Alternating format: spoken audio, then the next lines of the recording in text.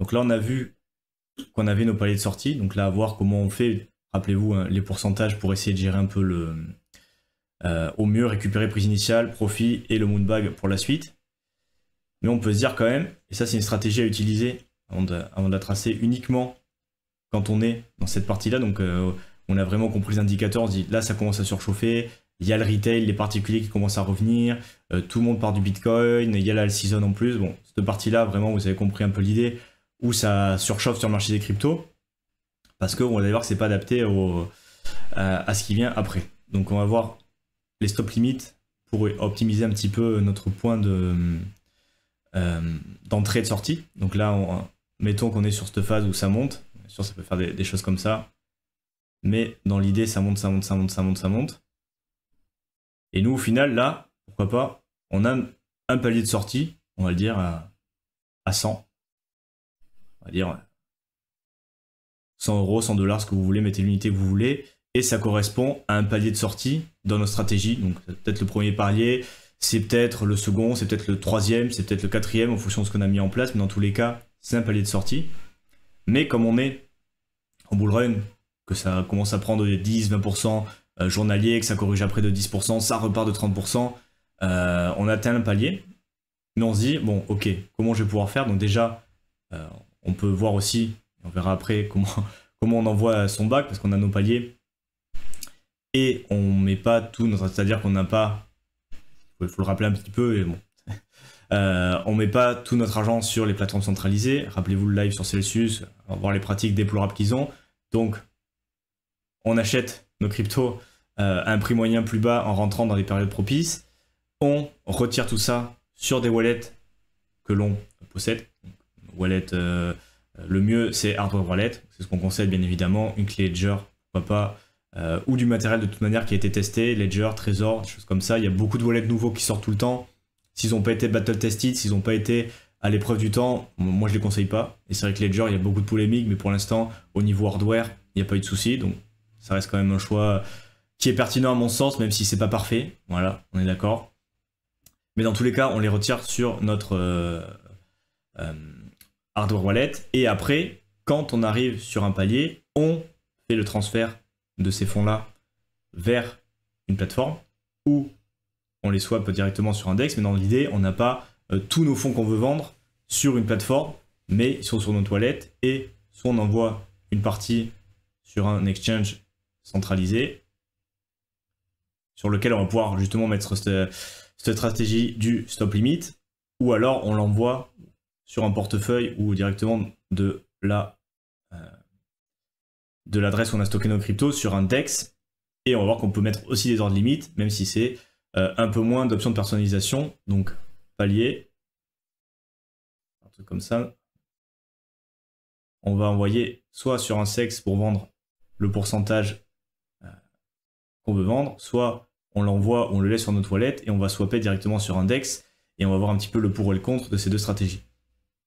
Donc là, mettons qu'on est arrivé à un palier, on envoie, là le stop limit ça va être fait sur une plateforme centralisée, donc déjà s'assurer qu'on ait bien le KYC, que ça soit un exchange réputé, bon, tout ça. Et on va pouvoir mettre en place notre stratégie. Donc là, on a eu un premier palier, on est en bull run, ça continue de monter, et mettons, voilà, en quelques jours, on est passé de 100 à 120. Et donc là, on peut se dire, j'ai déjà mon palier, ok. Donc je vais mettre un ordre stop, donc un stop loss, c'est plutôt en général pour gérer les pertes. Donc c'est tout simplement, t'investis sur un actif, surtout utilisé en trading, mais nous on peut l'utiliser aussi sur une approche plus long terme pour optimiser notre stratégie de sortie. Donc le stop loss, c'est justement une fois, très souvent on est sur cette partie-là, on se dit bon, mais si jamais l'actif redescend à 100, moi j'ai pas envie de prendre plus de pertes, peut-être que je suis déjà en perte à 100, peut-être que c'est un prix limite que j'ai pas envie de vendre à moins mes actifs, donc à 100, si le prix de l'actif passe 100, tu enclenches un ordre au marché et tu vends les actifs dès que le prix touche à 100. Le problème de tout ça, c'est que si c'est assez volatile, par exemple, le marché, et qu'on est monté comme ça à 100, ça continue de monter un petit peu, mais après, ça redescend très rapidement parce qu'il n'y avait pas assez de liquidité, parce qu'il y a eu une mauvaise nouvelle, parce qu'il se passait quoi que ce soit. Et là, on prend un gros pourcentage de baisse rapidement. Là, on avait notre ordre à 100. Peut-être que rapidement, on va se retrouver à 90. Et en fait, notre ordre stop loss, s'il est passé au marché et que en très peu de temps, on passe de 100 à 90 en prix, au final, la majorité des actifs, potentiellement, il va être vendu à 90 dollars, euros, ce que vous voulez. Mais du coup, ton prix limite à 100 que tu voulais surtout pas aller en dessous, du fait de la liquidité, du fait de l'exécution de l'ordre, tu te retrouves à vendre principalement à 90. Alors peut-être qu'en très peu de temps aussi, ça descend à 50, divisé par 2, et du coup, tu t'es évité tout ça. Mais n'empêche, tu n'as pas eu ton prix limite cible qui était de 100. Ton ordre, il est passé principalement à 90, c'est rempli. Et du coup, tu as perdu 10% par rapport à ce que tu aurais pu avoir. Donc pour ça, ce qu'on peut faire, c'est mettre une limite, parce que les ordres limites, ça existe à l'achat, à la vente. Dans le cas du stop loss, ça va être une limite inférieure à l'ordre de stop. Donc on va le mettre, pourquoi pas en tenant compte du spread, aussi de la volatilité en crypto. Il faut que ça soit relativement en dessous, mais par exemple, allez, 95. Donc ce qui va nous permettre de faire avec ces deux ordres, donc là, le stop loss, donc si tu vois le prix continue de monter, toi c'était un palier, tu dis bon, j'ai atteint mon palier, mais c'est vrai que ça continue de monter, donc potentiellement il y a un peu de hausse qui va arriver derrière, mais si jamais ça se retombe et que le coin il se pète la gueule et peut-être qu'on remontera pas, on ne sait pas ce qui peut se passer, j'ai quand même envie de sécuriser mes profits aux alentours des 100 dollars par coin, mais attention, si ça descend trop rapidement, j'ai pas forcément envie de me taper un ordre au marché avec du moins 20, moins 30%. Donc je mets aussi une limite. Le minimum du minimum que je veux recevoir pour ces coins, c'est 95 dollars par coin ou token. Donc si ça passe en dessous, si très rapidement on se retrouve, les 95 ils sont dépassés et ton ordre il n'a pas le temps d'être rempli et qu'on passe à 92, 93, 80, 50, ce que tu veux, au final l'ordre il va pas être rempli. Donc ça assure quand même dans des conditions de marché normales, d'avoir ce range-là. Donc tu es sûr, normalement, que ton ordre sera rempli sur ces niveaux-là, entre 100 et 95. Donc tu peux quand même être assez précis sur ton niveau de prix. Et si jamais ça descend trop rapidement, tu dis tant pis, je garde, j'espère que ça va se retourner. Et du coup, je ne prends pas un ordre au marché avec une valeur qui est en dessous de ce que je voulais vendre. Bien évidemment, pourquoi c'est intéressant de le faire uniquement sur la partie du cycle où vraiment on est en surchauffe, parce que tu as beaucoup plus d'upside, c'est-à-dire que là, bon, normalement, il y a très peu de probabilité que ça descende très rapidement en dessous de 90, que ça remonte pas après, parce que ça peut taper, du coup, tu n'as pas vendu, mais si ça remonte, bah, du coup, là, tu vas pouvoir vendre. Mais surtout, idéalement, et pourquoi ça peut être utile, si le coin n'arrête pas de monter, tu dis c'est mon premier palier, ok, mais il y a peut-être un petit 20% à aller chercher quand même, qui serait pas mal. Et du coup, je mets mon ordre pour me protéger dans le cas où ça se retourne. Mais si ça se retourne pas, ça continue de monter, ce qui peut être le cas dans ces périodes justement euphoriques. Bah du coup, je reviens. Et alors là, deux scénarios. Soit je remets, je suis gourmand, je mets un autre stop limit ici à 120, 110, parce que plus ça monte, plus c'est volatile. Donc on va être un peu plus protégé. Du coup, on a 10% en plus.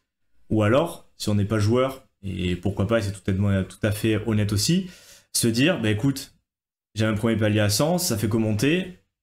Je reviens, j'annule mon ordre, je vends au marché à 120, et du coup je prends 20% en plus que ce que j'aurais eu si j'étais rentré au marché. Mais dans tous les cas, je m'étais protégé de manière automatique, j'avais assuré mon palier de vente à 100, et j'ai réussi à grappiller les 20%, donc je suis content. Ou alors, tu peux remettre un stop limit, mais le danger de tout ça, c'est que si tu sors jamais, et s'il y a toujours ce stop limit, t'en remets un ici, au bout d'un moment, il va se passer ça, quoi. Au moment où tu vas te retrouver ici avec des stop limits, stop limits, et bon, mais à un moment, ça va redescendre très fortement et ton ordre sera jamais rempli. Et surtout, tes prix paliers, il va peut-être falloir attendre 2 ans et demi pour les revoir ou peut-être potentiellement tu les reverras jamais. Donc, c'est une des manières d'optimiser sa sortie en plaçant par une plateforme centralisée. Et après, sur les DEX, il faut savoir que ça existe aussi, mais pas du coup le stop limit qui est quand même une combinaison de deux ordres. En général, c'est que juste sur les exchanges. Si vous avez un DEX qui permettait de faire des stop limits, mettez-le en commentaire. Je pense que ça aidera pour beaucoup de monde, moi en premier, mais par contre, tu peux quand même mettre des ordres limites. Alors, le premier, il me semble, qui avait fait ça, c'est 1 inch. Donc, on peut mettre des ordres limites, dire je veux vendre tant d'actifs sur telle chaîne à tel prix, et pour une période de temps une certaine période de temps. Et maintenant il y a Uniswap aussi qui le propose, les ordres limites, avec Uniswap qui prend quand même un poil plus de frais. Et si vous voulez voir tout ça, il y a une vidéo qui sort la semaine prochaine justement sur comment mettre des ordres limites sur les DEX, parce que c'est vrai que quand on arrive sur la période euphorique du bullrun, c'est quand même bien d'avoir un peu automatisé sa stratégie de sortie. Donc là on y réfléchit, là, ce qu'on fait aujourd'hui, on voit un petit peu les pourcentages, comment on peut gérer tout ça. Donc on a notre plan de sortie, et après par contre, une fois qu'on a vu où c'est qu'on allait mettre nos trucs, c'est pas mal, notre argent, c'est pas mal d'automatiser un petit peu avec des ordres limites pour justement avoir vraiment les prix qu'on voulait. Ordre limite qu'on peut aussi utiliser pour l'achat, bien évidemment. Hein. Si on est là et qu'on se dit, j'aimerais bien, on est monté à 23K, j'aimerais bien retomber sur 20K, on peut mettre un ordre d'achat limite à 20K, et du coup, tant que le prix n'est pas redescendu à 20K, on n'achètera pas. Mais ça peut être aussi utile sur la stratégie de sortie pour optimiser un petit peu sa sortie.